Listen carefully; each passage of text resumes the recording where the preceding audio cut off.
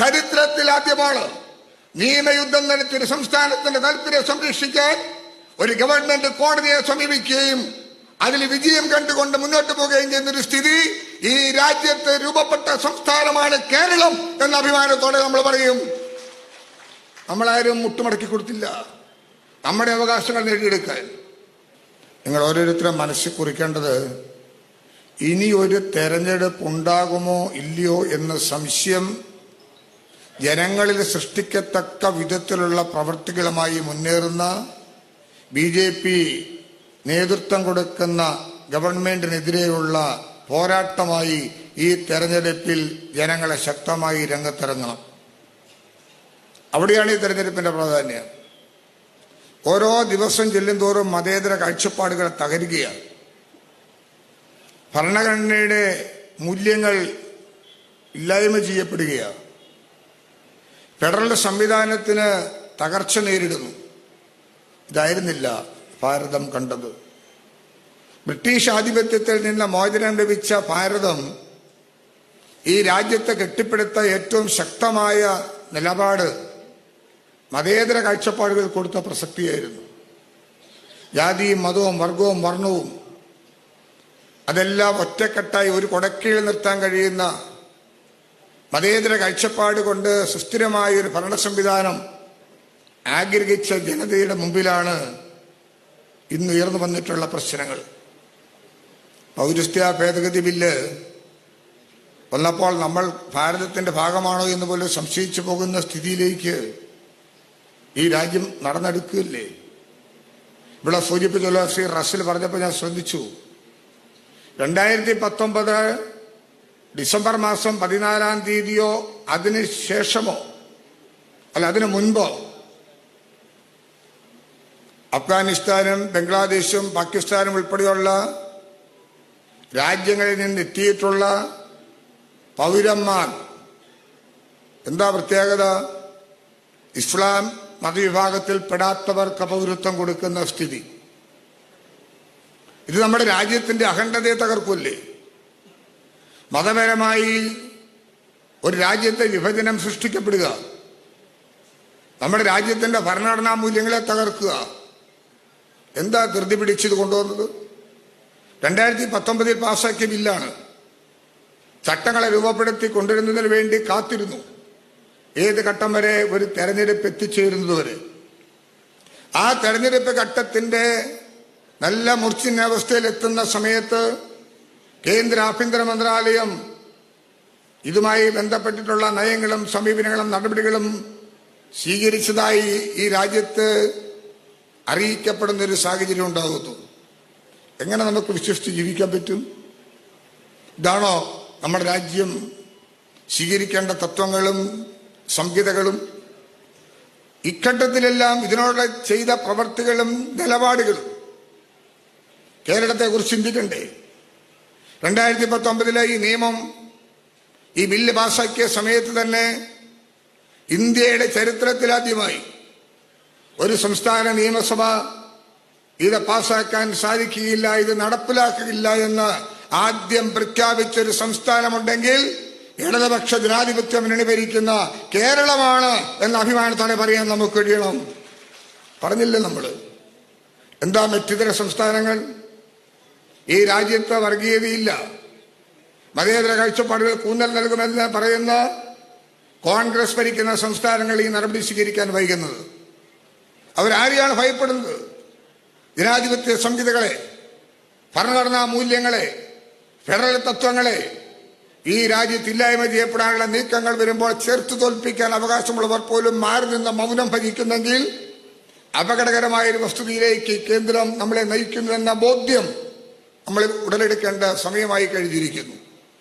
അതുകൊണ്ട് ഈ തെരഞ്ഞെടുപ്പിന് അതീവ പ്രാധാന്യമുണ്ടെന്ന് മാത്രമാണ് എനിക്ക് സൂചിപ്പിക്കാനായിട്ടുള്ളത്. ഇന്ന് കേരളത്തിൽ കാണുന്ന സ്ഥിതി എന്താ?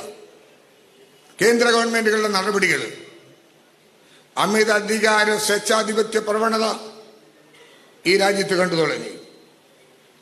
ഈ രാജ്യത്ത് മതേതര മൂല്യങ്ങൾ തകരുന്നു, ജനാധിപത്യ ധ്വംസനം നടക്കുന്നു. ആ അമിത അധികാര സ്വേച്ഛാധിപത്യ പ്രവണത വളർന്നു വരുന്നത് ദേശീയ തലത്തിൽ നമ്മുടെ രാജ്യം നേരിടുന്ന വലിയ തകർച്ചയിലേക്ക് നമ്മളെ നയിക്കുന്നു.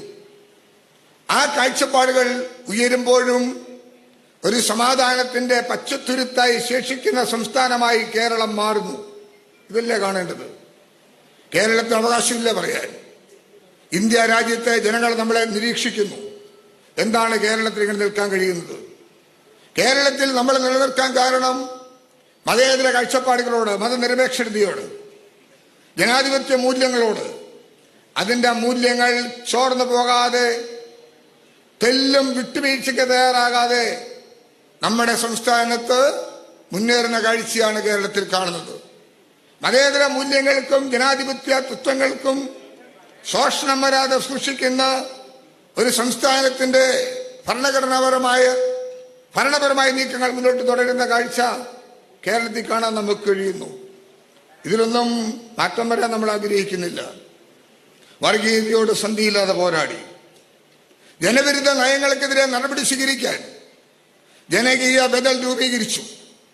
ആ ജനകീയ ബദലിന്റെ അടിത്തറയിൽ പടുത്തുയർത്തിയിട്ടുള്ളൊരു ഭരണ സംവിധാനം കേരളത്തിൽ തുടരുന്നു. അതുകൊണ്ട് തന്നെ ഇടതുപക്ഷ ബദലിനെ ശക്തിപ്പെടുത്താൻ ഈ തെരഞ്ഞെടുപ്പിൽ നമുക്ക് വലിയ ബാധ്യതയുണ്ട്, ധാർമ്മികതയുണ്ട്. നമ്മുടെ സംസ്ഥാനത്തോട് കേന്ദ്രം കാണിക്കുന്ന എന്താ? നമ്മുടെ സംസ്ഥാനത്തോട് കേന്ദ്രം കാണിക്കുന്ന സമീപനം വിലയിരുത്തണ്ടേ? കഴിഞ്ഞ 8 വർഷക്കാലമായി കേന്ദ്രം നമ്മളെ വലിച്ചു മുറുക്കുകയല്ലേ? വികസന കാര്യങ്ങളെ പിന്നോട്ടടിക്കാൻ, ജനക്ഷേമ പ്രവർത്തനങ്ങൾക്ക് പിന്തുണ നൽകേണ്ടതിന് പകരം പിന്തുണയില്ലെന്ന് മാത്രമല്ല, നമ്മളെ പിറകോട്ടടിക്കാൻ കഴിയത്തക്ക വിധത്തിൽ നാനാവിധത്തിലുള്ള വികസന പ്രവർത്തനങ്ങളെ തടസ്സപ്പെടുത്തുന്ന നീക്കങ്ങൾ ആരംഭിച്ചിട്ടും കേരളം വികസന രംഗത്ത് 1 ഇഞ്ച് പുറകോട്ട് പോയിട്ടില്ല. കേന്ദ്ര ഗവൺമെന്റിന് മുമ്പിൽ മുട്ടുമടക്കിയിട്ടില്ല. നമ്മുടെ അധികാരങ്ങളെയും ജനങ്ങൾ നൽകിയ അവകാശത്തെയും സംരക്ഷിച്ചുകൊണ്ട് ഈ ഗവൺമെന്റ് മുന്നേറുന്ന ചിത്രമാണ് കാണാൻ കഴിഞ്ഞത്.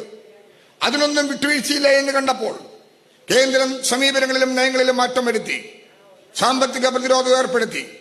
സാമ്പത്തിക പ്രതിരോധം ഈ തലം വരെ പോയി. സാമ്പത്തിക പ്രതിരോധത്തിന്റെ ലിക്ക് നമ്മുടെ സംസ്ഥാനത്തിന്റെ വികസന കാര്യങ്ങളെ ബാധിക്കത്തക്ക വിധത്തിലേക്ക് മാറ്റപ്പെടുന്ന അന്തരീക്ഷം കേരളത്തിലുണ്ടായി. എന്താ സാമ്പത്തിക പ്രതിരോധം? ഒരു സംസ്ഥാനത്തോട് ഒരു കേന്ദ്രം ഫെഡറൽ സംവിധാനത്തിൽ ചെയ്യാൻ കഴിയുന്നതാണോ? കേന്ദ്ര സംസ്ഥാന ബന്ധങ്ങൾ തമ്മിലുള്ള അകൽച്ച രൂപപ്പെടുത്താൻ തത്വാധിഷ്ഠിതമായി ഒരു രാജ്യത്തെ സംരക്ഷിക്കേണ്ട യൂണിയൻ ഗവൺമെന്റ് ഒരു സംസ്ഥാനത്തോട് കാണിക്കുന്ന നിഷേധാത്മക നിലപാട് ഈ രാജ്യത്തെ, ഈ സംസ്ഥാനത്തെ ജനങ്ങൾ തിരിച്ചറിയണ്ടേ? നമ്മളെ വളരാൻ അനുവദിക്കണ്ടേ? വികസനത്തിന്റെ പാതയെ മുന്നോട്ട് പോകാൻ നമുക്ക് അവസരം ഒരുക്കണ്ടേ?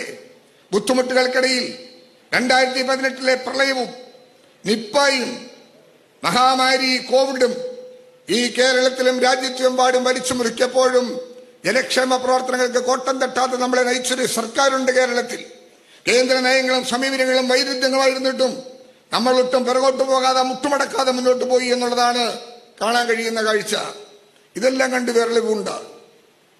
കേന്ദ്ര ഗവൺമെന്റ് ഇപ്പോൾ ഏർപ്പെടുത്തിയിരിക്കുന്ന സാമ്പത്തിക പ്രതിരോധം ഏത് രീതിയിലാണ്? നമുക്ക് അർഹതപ്പെട്ടത് തരുന്നില്ല.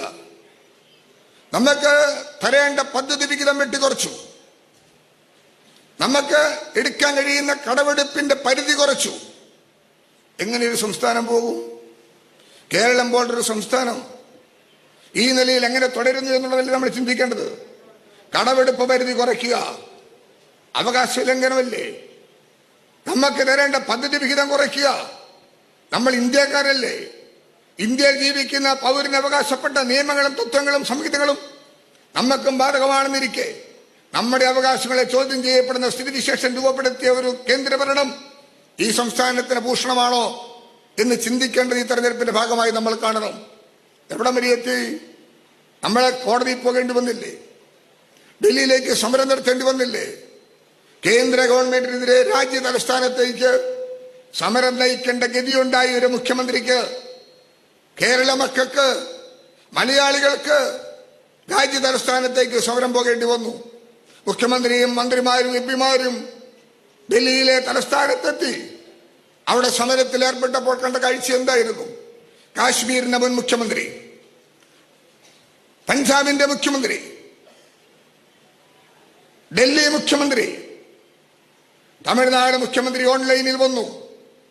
തമിഴ്നാട് IT മന്ത്രി ഉൾപ്പെടെയുള്ളവർ അവിടെ വന്ന് ഐക്യദാർഢ്യം പ്രകടിപ്പിക്കുക മാത്രമല്ല, അവരുടെ സ്റ്റേറ്റിന് നൽകേണ്ടതും ലഭിക്കേണ്ടതുമാകുന്ന കാര്യങ്ങൾ ലഭിക്കുന്നില്ല എന്നുള്ള പ്രതിഷേധം നമ്മുടെ സദസ്സിലും വേദിയിലും രാജ്യതലസ്ഥാനത്ത് എത്തിച്ചേർന്ന് പ്രഖ്യാപിക്കുമ്പോൾ ഈ രാജ്യത്തോട് നമ്മൾ കാണിച്ച നീതിപൂർവമായ സമീപനം കേരളത്തിന്റെ മക്കൾ വിലയിരുത്തണ്ടേ?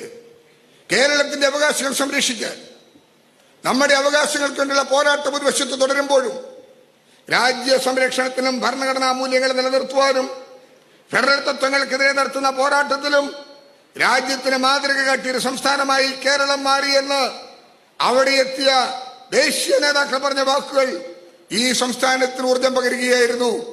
നമ്മൾ പറഞ്ഞ കാര്യങ്ങൾ ശരിയാണെന്ന് വന്നു. സുപ്രീം കോടതി നമ്മൾ നീങ്ങി പരമോന്നത നീതിപീഠത്തിന്റെ മുമ്പിൽ ലഭിക്കേണ്ട പണം കിട്ടാൻ വേണ്ടിയാ, അർഹതപ്പെട്ടത് നേടിയെടുക്കാൻ വേണ്ടിയാ. സുപ്രീം കോടതി എന്താ പറഞ്ഞത്? കേസെടുക്കുന്നതിന് മുമ്പേ പറഞ്ഞു, കേസെടുക്കാം, നിങ്ങൾ കേന്ദ്രവും സംസ്ഥാനമായിട്ടൊന്ന് സംസാരിക്കുക. ആ നില പോലും ഒരു കോടതിയെ കൊണ്ട് പറയിച്ചു.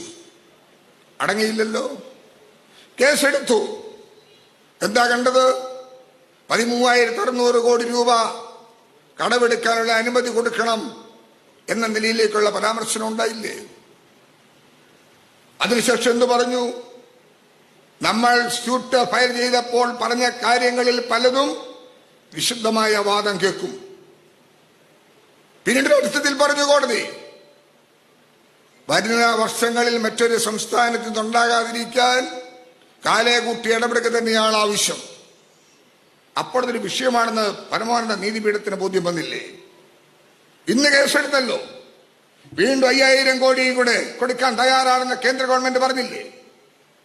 നമ്മൾ എന്താ പറഞ്ഞത്? അതുകൊണ്ടാവില്ല, ഇത് അംഗീകരിക്കാൻ കഴിയില്ല. അതുകൊണ്ട് ഈ മാസം 21-ാം തീയതി വിശുദ്ധമായ കേസ് വാദം കേൾക്കാൻ വീണ്ടും കോടതി മാറ്റിവെച്ചു. ചരിത്രത്തിൽ ആദ്യമാണ് നിയമയുദ്ധം നടത്തിയൊരു സംസ്ഥാനത്തിന്റെ താല്പര്യം സംരക്ഷിക്കാൻ ഒരു ഗവൺമെന്റ് കോടതിയെ സമീപിക്കുകയും അതിൽ വിജയം കണ്ടുകൊണ്ട് മുന്നോട്ട് പോവുകയും ചെയ്യുന്നൊരു സ്ഥിതി ഈ രാജ്യത്ത് രൂപപ്പെട്ട സംസ്ഥാനമാണ് കേരളം എന്ന അഭിമാനത്തോടെ നമ്മൾ പറയും. നമ്മളാരും മുട്ടുമടക്കി കൊടുത്തില്ല. നമ്മുടെ അവകാശങ്ങൾ നേടിയെടുക്കാൻ നമ്മൾ മുന്നോട്ട് പോകുന്നൊരു സ്ഥിതിയാണ് കാണാൻ സാധിച്ചത്. നമ്മുടെ സംസ്ഥാനത്തിന്റെ ഭരണത്തെ വിലയിരുത്തണ്ടേ? ഈ ഭരണത്തിന് കീഴിൽ ജനകീയമായൊരു മുന്നേറ്റത്തിനുള്ള സാധ്യതകൾ, ജനങ്ങൾ ആഗ്രഹിക്കുന്ന തലത്തിലുള്ള നേട്ടങ്ങൾ നമ്മുടെ സംസ്ഥാനത്ത് രൂപപ്പെടുത്താൻ കഴിയും. കഴിഞ്ഞ 8-10 വർഷക്കാലങ്ങൾ മുൻപുള്ള പശ്ചാത്തലവും ഇന്നത്തെ അവസ്ഥയും തമ്മിലൊന്ന് താരതമ്യ പഠനം നടത്തിക്കൂടെ? സാധാരണക്കാരായ ഒരു കുടുംബത്തിൽ അവരുടെ ജീവിത പ്രശ്നങ്ങൾക്കും അവരുടെ അർത്ഥവത്തായ ജീവിത സാഹചര്യങ്ങൾക്കും മാറ്ററിക്കുന്നതും അവർക്ക് അവകാശങ്ങൾ നേടിയെടുക്കുന്നതിൽ പ്രയോറിറ്റി നിശ്ചയിക്കുന്നതും വിദ്യാഭ്യാസ ആരോഗ്യ രംഗത്തെ മാറ്റങ്ങളാണ്. വിദ്യാഭ്യാസ പുരോഗതി. നമ്മുടെ സംസ്ഥാനത്തിന്റെ സ്ഥിതി എന്താ? നമ്മൾ ഇന്ന് ഈ ഹാളിലിരിക്കുന്ന ശ്രദ്ധിക്കുന്ന ആരുടെയെങ്കിലും നമ്മുടെ വീടിനോട് ചേർന്നോ പരിസരത്തോ സ്കൂളിൽ പോകാത്തൊരു കുട്ടി പോലും കാണില്ല. ഇതാണോ ഇന്ത്യ രാജ്യത്തെ സ്ഥിതി? 1-ാം ക്ലാസ് മുതൽ 12-ാം ക്ലാസ് വരെ അനുസ്യൂതമായി പഠിക്കാൻ കഴിയില്ലേ? എവിടെയെങ്കിലും ഒരു തടസ്സമുണ്ടോ? ഇതാണോ നമ്മുടെ രാജ്യത്തിന്റെ സ്ഥിതി? സാക്ഷരതയിലൂടെ വളർന്നു വന്ന, സാക്ഷരയജ്ഞത്തിന് രൂപം നൽകി പ്രവർത്തിച്ചു വന്ന, പൊതുവിദ്യാഭ്യാസ സംരക്ഷണത്തിലൂടെ പൊതുവിദ്യാഭ്യാസത്തെ ശക്തിപ്പെടുത്തിയ നീക്കം നടത്തിയൊരു സംസ്ഥാനമല്ലേ കേരളം? കുട്ടികൾക്ക് നല്ല നിലയിൽ പഠിക്കാം. എന്തു വേണം? കൊഴിഞ്ഞുപോക്കായിരുന്നൊരു കാലഘട്ടത്തിൽ ഗവൺമെന്റ് സ്കൂളുകളിലേക്ക് ആളെ വിടില്ല. ഇടിഞ്ഞു വീഴാറായ കെട്ടിടം, ആപൽക്കരം, ഓടിട്ട ഷീറ്റുമേഞ്ഞ ഓലയിട്ട തറമെഴുകിയ കെട്ടിടങ്ങളാണോ ഇന്ന് ഗവൺമെന്റ് സ്കൂളുകൾ? അടിസ്ഥാനപരമായ സൗകര്യങ്ങൾ എത്ര കണ്ട് മെച്ചപ്പെട്ടു? നല്ല സ്കൂൾ കെട്ടിടങ്ങൾ, ലാബറട്ടറി സൗകര്യങ്ങൾ, അക്കാഡമിക് മികവ്, ക്വാളിറ്റി എഡ്യൂക്കേഷൻ, കോമ്പീറ്റ് ചെയ്യാൻ കഴിയുന്ന കുട്ടികൾ ഗവൺമെന്റ് സ്കൂളിൽ പഠിച്ചിറങ്ങുന്ന കാഴ്ച കാണുമല്ലേ? ഉന്നത വിദ്യാഭ്യാസ രംഗം എത്രയോ വലിയ മാറ്റങ്ങൾക്ക് ഇടം കൊടുക്കുന്നു. ഇത് രാജ്യത്തിന് തന്നെ മാതൃകയായി. ഇപ്പോൾ നമ്മുടെ കുട്ടികൾ വിദേശത്ത് പഠിക്കാൻ പോകുന്നതാണ് ആക്ഷേപം. അതൊന്നും തടയാൻ പറ്റില്ല. വിദേശത്ത് പോയി പഠിക്കുന്ന കുട്ടികൾ വിദേശത്ത് പോയി പഠിക്കും. ഇന്ന് രക്ഷിതാക്കളാണോ കുട്ടികളുടെ അഡ്മിഷൻ തേടി നടക്കുന്നത്? 10, 20, 25 വർഷം മുമ്പാണെങ്കിൽ 10ാം ക്ലാസ് കഴിഞ്ഞാൽ കോളേജിൽ ചേർക്കാൻ രക്ഷിതാക്കൾ ആദ്യം ഇറങ്ങുമല്ലേ രാവിലെ. ഇന്ന് ഏത് രക്ഷിതാവാ കോളേജിൽ കുട്ടിയെ ചേർക്കാൻ പോണ്? പറയുന്ന സമയത്ത് കോളേജ് ഒരു ഇത് പോകും, ആവശ്യമെങ്കിലും. ഇന്ന് ലോകം ഒരു കൈക്കുമ്പിളിലല്ലേ. ആവശ്യമായ അഡ്മിഷൻ കോഴ്സ് കണ്ടെത്തി പറയും. ലണ്ടനിലേക്ക് പോകുന്നു, ഓസ്ട്രേലിയയിലേക്ക് പോകുന്നു, ബാംഗ്ലൂർ പഠിക്കുന്നു, ഡൽഹിയിലേക്ക് പോകുന്നു. രക്ഷിതാക്കൾക്കൊരു പണി മാത്രമേ ഉള്ളൂ, ആവശ്യമായ പണം കണ്ടെത്തി കൊടുക്കുക. അതല്ലാതെ ഏത് വീട്ടിലെ ഇന്ന് വേറെ പ്രശ്നം? അതിനെന്തൊരു മാർഗം? അപ്പോഴാണല്ലോ മുഖ്യമന്ത്രി ഈ ഗവൺമെന്റ് അധികാരത്തിൽ വന്നപ്പോൾ പറഞ്ഞത്, ഈ ഗവൺമെന്റിന്റെ പ്രധാനപ്പെട്ട ലക്ഷ്യം ഉന്നത വിദ്യാഭ്യാസ രംഗം, ഹയർ എഡ്യൂക്കേഷൻ രംഗം ശക്തിപ്പെടുത്തുക. നമ്മുടെ രാജ്യത്തിന് ഇത് ആവശ്യമായി മാറിയിരിക്കുന്നു. വിദേശ സർവകലാശാലകളും കൂടി കേരളത്തിലേക്ക് വരത്തക്ക, അവരുടെ സാഹചര്യം കൂടി രൂപപ്പെടുത്താൻ കഴിയത്തക്ക വളർച്ച ഉണ്ടാകണം ഈ സമൂഹത്തിൽ. എന്താ അതിന് ഉപോത്ബലമായി കണ്ടത്? ഈ പുറത്തേക്ക് പോകുന്ന ഫ്ലോ ഒന്ന് കുറയ്ക്കാൻ അതേ മാർഗമുള്ളൂ. കോമ്പീറ്റ് ചെയ്യുന്ന സബ്ജക്റ്റുകൾ പഠിക്കണം. അതിനുള്ള പ്രവർത്തികൾ ആരംഭിച്ചില്ലേ പ്രിയപ്പെട്ടവരെ? കണ്ണൂർ സർവകലാശാലയിൽ വിദേശത്തു നിന്ന് വന്ന കുട്ടികൾ വന്ന് അഡ്മിഷൻ എടുത്തു. അവർക്ക് ഇന്റർനാഷണൽ സ്റ്റാൻഡേർഡിലുള്ള കെട്ടിടങ്ങളും അടിസ്ഥാന സൗകര്യങ്ങളും ചെയ്തു കൊടുത്ത് കുട്ടികളോട് പഠിക്കില്ലേ? കഴിഞ്ഞ കോവിഡിന്റെ കാലഘട്ടത്തിന് ശേഷം കേരളത്തിലേക്ക് വന്ന വിദേശ ടൂറിസ്റ്റുകളുടെ എണ്ണം 10 മടങ്ങ് വർദ്ധിച്ചു. ഏറ്റവും വലിയ ടൂറിസ്റ്റ് ഡെസ്റ്റിനേഷനായി കേരളം മാറി. ആ വിദേശികൾ എന്തിനാ കേരളത്തിൽ വരുന്നത്? നമ്മുടെ കാലാവസ്ഥ, നമ്മുടെ സംസ്കാരം, ഇതിനോടുള്ള യോജിപ്പ്. കിട്ടുന്ന 8-10 ദിവസം അവധിക്ക് ഫ്ലൈറ്റിൽ ഇവിടെ വന്ന് കേരളം ചുറ്റിക്കറങ്ങി മടങ്ങിപ്പോവും. അപ്പൊ അവരുടെ കുട്ടികൾക്കും കൂടി ഈക്വലന്റായി പഠിക്കാവുന്ന കോഴ്സുകളും കരിക്കുലത്തിന്റെ മാറ്റവും ഇവിടെ ഉണ്ടായാൽ നമ്മുടെ സമ്പദ്ഘടനയിലും മാറ്റം വരും, ഈ രാജ്യത്ത് വളർച്ചയുണ്ടാകും. ഇപ്പൊ രാജ്യത്ത് ആദ്യമായി ആരംഭിച്ച ഡിജിറ്റൽ യൂണിവേഴ്സിറ്റി ആരംഭിച്ചത് എവിടെയാ? കേരളത്തിലല്ലേ. കേരളത്തിന്റെ ഡിജിറ്റൽ യൂണിവേഴ്സിറ്റി എന്നാണ് പറയണേ. ഇന്ത്യയിൽ ആരംഭിച്ച ആദ്യത്തെ ഡിജിറ്റൽ യൂണിവേഴ്സിറ്റിക്ക് അവസരം കൊടുത്ത കേരളത്തിൽ ഉന്നത വിദ്യാഭ്യാസ രംഗത്ത് മാറ്റമല്ലേ കാണുന്നേ? ഈ നേട്ടങ്ങളൊക്കെയാണ് സമൂഹം ആഗ്രഹിക്കുന്നത്. അവരാണ് വോട്ടർമാര്. അവരുടെ മക്കളും അനുബന്ധ പ്രവർത്തനങ്ങൾക്ക് നേതൃത്വം കൊടുക്കുന്നവരാണ് കേരളത്തിൽ വസിക്കുന്നവര്. ആരോഗ്യരംഗം എടുക്ക്. പഴയ ഗവൺമെന്റ് ആശുപത്രിയാണോ? പ്രൈമറി ഹെൽത്ത് സെന്ററുകൾ ഇന്ന് കുടുംബാരോഗ്യ കേന്ദ്രമായി മാറി. CHCകൾ, താലൂക്ക് ആശുപത്രി, ജനറൽ ആശുപത്രി, മെഡിക്കൽ കോളേജ്, എത്രയോ സൗകര്യം ഉണ്ടായി. നമ്മുടെ നാടിന്റെ ഒരു മഹത്വമല്ലേ അത്? കോവിഡ് എന്ന മഹാമാരിക്ക് മുമ്പിലും പകച്ചു നിൽക്കാതെ ആരോഗ്യ പ്രവർത്തകർ, അവരെ നമുക്ക് എത്ര കണ്ട് അഭിനന്ദിച്ചാലും മതിയാകുമോ? ജീവൻ വിലവെച്ചും പോരാടിയും സായുധ സേനാ വിഭാഗങ്ങൾ ഉൾപ്പെടെ ഒരുമിച്ച് നിന്നു. പൊതുപ്രവർത്തകർ, അനുദിനം ജോലി ചെയ്യുന്ന പാവപ്പെട്ട തൊഴിലാളികൾ, അഗതി തൊഴിലാളികൾ, അവരെല്ലാം ഇതിന്റെ പിടിയിൽ അമർന്നപ്പോഴും നമ്മൾ ആകെ ഭയപ്പെട്ടു പോയത് പട്ടിണിയാകുമോ എന്നുള്ളതാണ്. പ്രധാനമന്ത്രി പറഞ്ഞില്ലേ ലോക്ക്ഡൌൺ പ്രഖ്യാപിക്കാൻ പോവുക, ഇനി ആരും പുറത്തിറങ്ങാൻ പാടില്ല, വാഹന ഗതാഗതം നിലച്ചു, ചരക്ക് വണ്ടി വരണ്ടേ, റെയില്, വ്യോമയാനം എല്ലാം നിലച്ചു. ആ ഘട്ടത്തിൽ എന്താണ് മുഖ്യമന്ത്രി കേരളത്തിലെ ജനങ്ങൾക്ക് കൊടുത്ത വാഗ്ദാനം? അദ്ദേഹം ചാനലിൽ പ്രത്യക്ഷപ്പെട്ട് പറഞ്ഞില്ലേ, അവിടെയല്ലേ കേരളത്തിന്റെ മനസ്സ് തിരിച്ചറിയേണ്ടത്. മാരകമായ വലിയൊരു ക്രൈസിസിനെ നേരിടുവാണ് രാജ്യം. ലോകത്തെമ്പാടും ജനങ്ങൾ വിരളി കൊണ്ടു നിൽക്കുന്ന സമയത്ത് ഒരു കൊച്ചു സംസ്ഥാനത്തിന്റെ ഭരണാധികാരി പറഞ്ഞു, കേരളത്തിലെ ജനങ്ങളോട് ആശങ്കപ്പെടരുത്, നിങ്ങൾക്ക് ഭയവിഹ്വലത ഉണ്ടാകണ്ട, ജാഗ്രത പുലർത്തണം, നിങ്ങളെ സംരക്ഷിക്കാൻ ഒരു ഗവൺമെന്റ് കൂടെയുണ്ട്, നിങ്ങൾക്ക് ആവശ്യമായ ഭക്ഷ്യധാന്യ ശേഖരം ഞങ്ങളുടെ കയ്യിലുണ്ട്. പ്രിയപ്പെട്ടവരെ, പറയുക മാത്രമായിരുന്നു. ഞാൻ ചോദിക്കട്ടെ, അഭിമാനപൂർവ്വം നിങ്ങൾ പറയണം, പാവപ്പെട്ട ഒരു തൊഴിലാളിയുടെ കുടുംബത്ത് പോലും അന്തിക്കവന്റെ അടുപ്പിലെ തീയണിയാതെ അവരെ മാറോട് ചേർത്തൊരു സർക്കാരാണ് പിണറായി സർക്കാർ എന്ന് അഭിമാനത്തോടെ പറയണ്ടേ? എവിടെയാ പട്ടിണി ഉണ്ടായത്? ഏതെങ്കിലും മീഡിയയിൽ, ഏതെങ്കിലും പത്രത്താളിൽ, വിമർശിക്കുന്ന പത്രങ്ങൾ പോലും പട്ടിണി എന്നൊരു വാക്ക് റിപ്പോർട്ട് ചെയ്യപ്പെടാൻ കഴിയാത്ത ഏക സംസ്ഥാനമായി കേരളം മാറി. മാതൃകയല്ലേ നമ്മുടെ രാജ്യത്തിന്? അതല്ലേ നമുക്ക് ആവശ്യം? മാരകമായ വിപത്തിൽ കടന്നു പിടഞ്ഞ് മരിക്കുന്ന 10,000-കണക്കിന് വരുന്ന ആൾക്കാരെ അനുദിനമായി കണ്ടുകൊണ്ടിരിക്കുന്ന ചാനലിന്റെ മുമ്പിൽ ഭീകരതയുടെയും അതോടൊപ്പം മനസ്സും അറിവിച്ച് കാഴ്ചകളുമായി നിൽക്കുന്നവരുടെ മുമ്പിൽ സംരക്ഷണം ഉറപ്പുവരുത്താൻ കഴിയുന്ന ഒരു ഭരണ സംവിധാനം ഈ കേന്ദ്ര ഭരണത്തിന്റെ നിഷ്ഠൂരമായിട്ടുള്ള നടപടികൾ തുടർന്നപ്പോഴും ഈ കേരളത്തിൽ നമുക്ക് നടപ്പിലാക്കാൻ പറ്റി. ഇതല്ലേ കാണേണ്ടത്? പിന്നെ എന്താ തൊഴിലില്ലായ്മ പറയുകയല്ലേ? എടുത്തു പരിശോധിക്കട്ടെ. PSCയിലൂടെ കൊടുത്ത അപ്പോയിന്റ്മെന്റ്. വ്യാവസായിക രംഗം എന്തായിരുന്നു കേരളത്തിൽ? ഇന്ന് വ്യാവസായിക രംഗം എവിടെ എത്തി നിൽക്കുന്നു? കേന്ദ്രം വിറ്റുതുലയ്ക്കാൻ തീരുമാനിച്ച പൊതുമേഖലാ സ്ഥാപനങ്ങൾ പോലും തിരിച്ചെടുത്ത് ലാഭകരമാക്കി പ്രവർത്തിക്കുന്ന ഒരു സംസ്കാരം കേരളത്തിൽ ഉണ്ടായില്ലേ? വ്യവസായ സംരംഭക വർഷമായി 22-23 മാറ്റിവെച്ചു. 1,00,000 സംരംഭങ്ങളെങ്കിലും വരും എന്ന പ്രതീക്ഷയോട് കൂടിയാണ് വന്നതോ 1,40,000. 11,000 കോടിയുടെ നിക്ഷേപം കേരളത്തിലുണ്ടായില്ലേ? 3 ലക്ഷത്തോളം തൊഴിൽ അവസരം ഉണ്ടായില്ലേ? ഇത് അനുഭവിച്ചവർ ഈ കേരളത്തിൽ ജീവിച്ചിരിപ്പുണ്ടെന്ന് അവരല്ലേ ഇതിനെ വിലയിരുത്തുന്നത്. ആ രംഗത്ത് വ്യാവസായിക സൗഹൃദമായ ഒരു സംസ്ഥാനമായി കേരളത്തെ മാറ്റാൻ കഴിഞ്ഞു. നിരവധി കാര്യങ്ങൾ ഞാൻ അതിലേക്കൊന്നും കടന്നു പോകുന്നില്ല. ഈ തെരഞ്ഞെടുപ്പ് വളരെയേറെ പ്രായോഗികമായി ചിന്തിച്ച് രംഗത്ത് വരേണ്ട ഒരു തെരഞ്ഞെടുപ്പ്. ഇവിടെ നിൽക്കുമ്പോൾ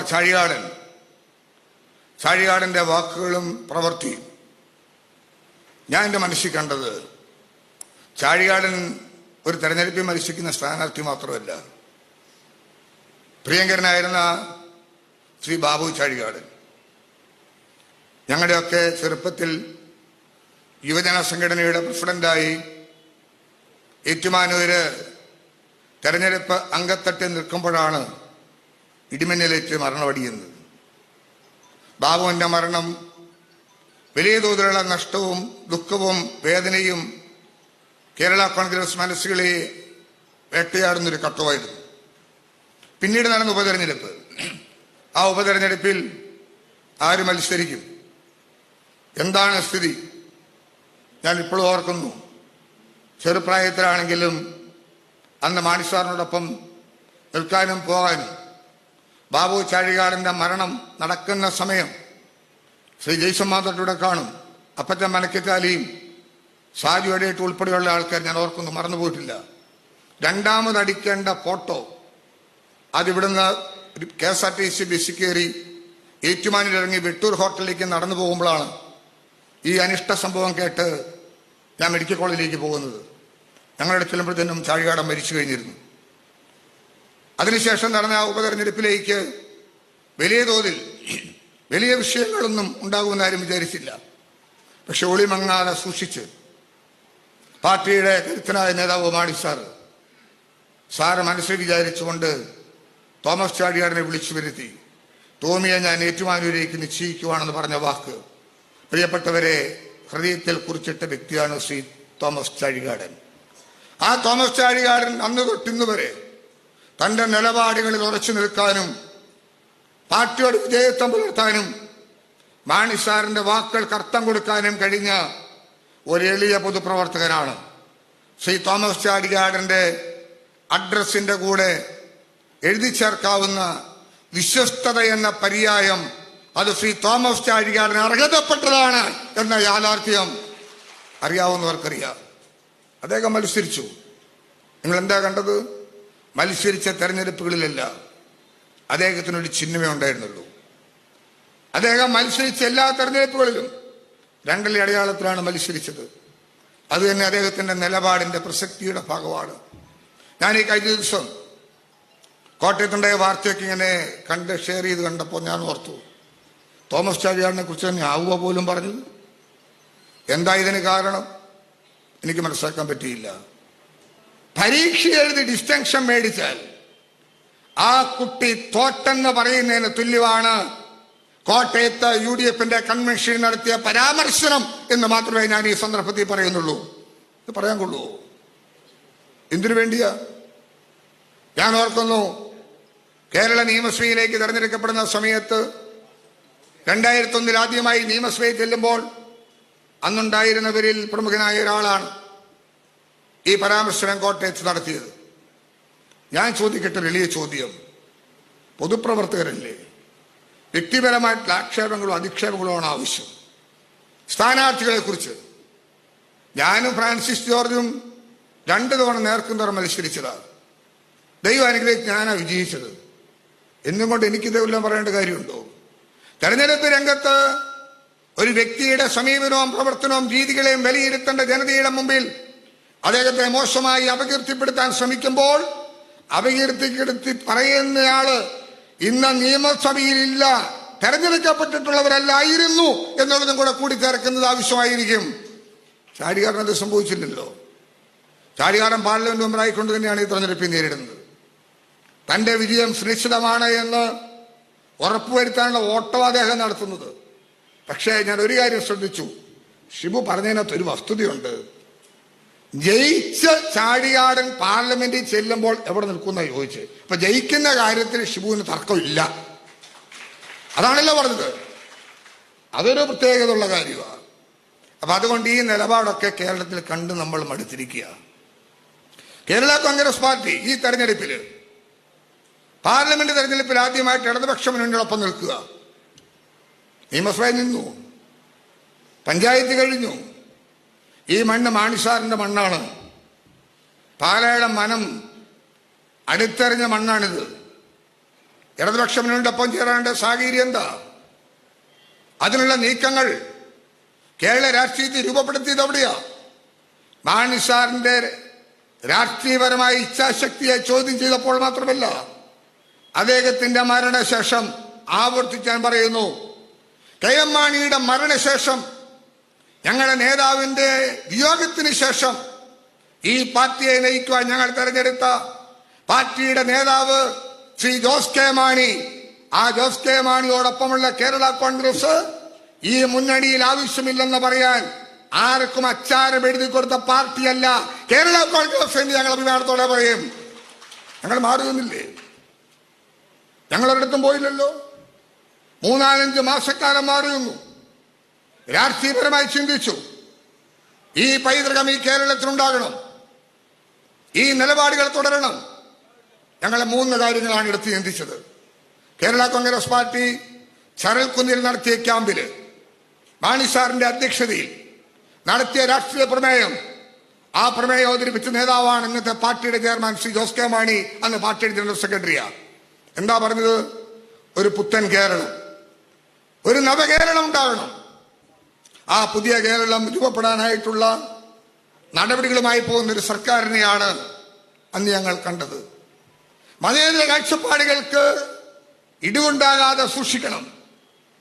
ഇന്ന് കേരളത്തില് ആദ്യം ഞാൻ സൂചിപ്പിച്ചല്ലോ, രാജ്യത്തിന്റെ വിവിധ സംസ്ഥാനങ്ങളിൽ വർഗീയതയുടെ എരുത്തിയിലേക്ക് എറിയപ്പെടുന്ന സന്ദർഭത്തിലും ഒരു സമാധാനത്തിന്റെ പച്ചത്തുരുത്തായി അവശേഷിക്കുന്ന സംസ്ഥാനമായി കേരളം വരാൻ കാരണം ഇടതുപക്ഷ പ്രസ്ഥാനങ്ങളുടെ വളർച്ചയും ഇടപെടലുമാണ്. അത് ഞങ്ങൾ വിലയിരുത്തപ്പെടുകയുണ്ടായി. കാർഷിക മേഖലയുടെ ആഭിമുഖ്യം വേണം. കർഷകനും കർഷക തൊഴിലാളിക്കും പെൻഷൻ കൊടുത്ത നേതാവായിരുന്നു കെ എം മാണി. കർഷക ക്ഷേമ ബോർഡ് ഉൾപ്പെടെ കാർഷിക മേഖലയ്ക്ക് ആക്കം വർദ്ധിപ്പിക്കുന്ന നടപടി സ്വീകരിച്ച ഒരു ഗവൺമെന്റ് ചെയ്തികളോട് ചേരാൻ ഞങ്ങൾ തീരുമാനിച്ചു. AKG സെന്ററിൽ പോയി, MN സ്മാരകത്തിൽ പോയി, നേതാക്കന്മാരെ കണ്ട് തിരിച്ചറിഞ്ഞി. 12 ദിവസം കഴിയുന്നതിന് മുമ്പ് പാർട്ടി ചെയർമാൻ ജോസ് കെ മാണിയെയും കേരള കോൺഗ്രസിനെയും സ്വാഗതം ചെയ്ത് ഇടതുപക്ഷത്തോട് ചേർത്ത് നിർത്തിയെങ്കിൽ ആ ഇടതുപക്ഷ മനസ്സിനോടൊപ്പം നിൽക്കുന്ന പാർട്ടിയായി കേരള കോൺഗ്രസ് മാറിയപ്പോൾ ഈ കേരളത്തിൽ മാറ്റങ്ങൾ ഉടലെടുത്തു. ചരിത്രപരമായ മാറ്റങ്ങളിലേക്ക് ഇനി നമ്മൾ നടന്നു പോകുന്നു. അതുകൊണ്ട് ഈ തെരഞ്ഞെടുപ്പിന്റെ രാഷ്ട്രീയ പ്രാധാന്യം അത്ര കണ്ട് വർദ്ധിച്ചുവെന്ന് നമ്മൾ ചിന്തിക്കേണ്ട ഒരു ഘട്ടത്തിലൂടെ കടന്നു പോവുകയാണ്. ഞാൻ സുദീർഘമായി സംസാരിച്ച് മുന്നോട്ട് കടന്നു പോകുന്നില്ല. അതുകൊണ്ട് ഈ തെരഞ്ഞെടുപ്പിൽ എല്ലാ തലത്തിലും വലിയ മാറ്റങ്ങൾ കിടം കൊടുക്കുമ്പോൾ, നമ്മുടെ രാജ്യത്തിന്റെ പുരോഗതിക്ക് വേണ്ടി ചിന്തിക്കുമ്പോൾ ഇന്ത്യൻ പാർലമെന്റിലേക്ക് കടന്നു ചെല്ലേണ്ടത് ഈ നാടിന്റെ കാര്യങ്ങൾ അവതരിപ്പിക്കുന്ന വ്യക്തി തന്നെയാകണം. ഈ നാടിന്റെ മനോവികാരം മനസ്സിലാക്കുന്നവർ തന്നെയാകണം. രാജ്യത്തിന്റെ ഐക്യവും അഖണ്ഡതയും തകർക്കാൻ പാടില്ല എന്ന ബോധ്യം മനസ്സുള്ള ഒരു ജനകീയ വികാരത്തിന്റെ പ്രതിനിധിയാകണം. എന്തിനോടും ഏതിനോടും സന്ധിയില്ലാതെ പോരാടുന്ന ഒരു പക്ഷത്തിന്റെ നേതാവാകണം. ആ ഇടതുപക്ഷ ധർമ്മത്തോട് ചേർന്ന് ഇടതുപക്ഷ ബദലിനെ ശക്തിപ്പെടുത്താൻ പാലായിക്ക് അവകാശമുണ്ട്. പാലായിലെ മക്കൾ വളർത്തിയെടുത്ത മാണിസാറിന്റെ മുഖം നമ്മൾ ഓരോരുത്തരുടെയും മനസ്സിൽ തെളിയണം. രാഷ്ട്രീയ വൈരികൾ പോലും സ്നേഹത്തിന്റെയും സമാധാനത്തിന്റെയും ഭാഷയിലാണ് അദ്ദേഹം സംസാരിച്ചത്. അതുകൊണ്ട് ഈ പാർട്ടിയെ കേരള കോൺഗ്രസിന് ഇടതുപക്ഷ മുന്നണിയോടൊപ്പം ചേർത്ത് നിർത്തിയ ഇടതുപക്ഷ ജനാധിപത്യ മുന്നണിക്ക് ഈ തെരഞ്ഞെടുപ്പിൽ വലിയ ഭൂരിപക്ഷം ഉണ്ടാകണം. കേരളത്തിലെ നമ്മളെ സംബന്ധിച്ചിടത്തോളം എല്ലാ പാർലമെന്റ് മണ്ഡലങ്ങളിലും വലിയ തോതിലുള്ള മാറ്റങ്ങളാണ് കാണുന്നത്. ഞാൻ മിനിയാന്ന് ഇരിക്കൂറുണ്ടായിരുന്നു, കഴിഞ്ഞ ദിവസം മണലൂരുണ്ടായിരുന്നു, ഇന്നലെ മുണ്ടക്കയത്ത് പോയി. ഇത്തിരി ആയിരക്കണക്കിന് ആൾക്കാർ പറന്നെടുക്കുക. അതുകൊണ്ട് ഈ തെരഞ്ഞെടുപ്പിന്റെ വിജയം നമ്മുടെ സുനിശ്ചിതമാക്കി മാറ്റാൻ, നമുക്കുള്ള ധാർമ്മികമായ അവകാശത്തെ മുറുകെ പിടിക്കാൻ, ഇടതുപക്ഷ ജനാധിപത്യ മുന്നണിയുടെ ശക്തി പകരാൻ, നമ്മുടെ നിലപാടുകളിൽ ഉറച്ചു നിൽക്കാൻ, മതേതര കാഴ്ചപ്പാടുകൾക്ക് ഇടം കൊടുക്കാൻ, ഗംഗാ നദി ചുവന്നൊഴുകിയപ്പോഴും ചോരിൽ ചോര ജപിച്ചപ്പോഴും മതസൗഹാർദ്ദത്തിന്റെ കേളുകെട്ടുയർത്തിയ കേരളത്തെ പിടിച്ചുയർത്താൻ പ്രോജ്വലമായ വിജയത്തിന്റെ മുൻനിരയിലേക്ക് പ്രിയങ്കരനായ ചാടികാരനെ കൈപിടിച്ചുയർത്താൻ നിങ്ങൾക്കാവട്ടെ എന്നൊരിക്കൽ കൂടി അഭ്യർത്ഥിച്ചുകൊണ്ട് എല്ലാവിധ ആശംസകളും നേർന്നുകൊണ്ട് ഔപചാരികമായി ഈ കൺവെൻഷൻ ഉദ്ഘാടനം ചെയ്യുന്നു. നന്ദി, നമസ്കാരം.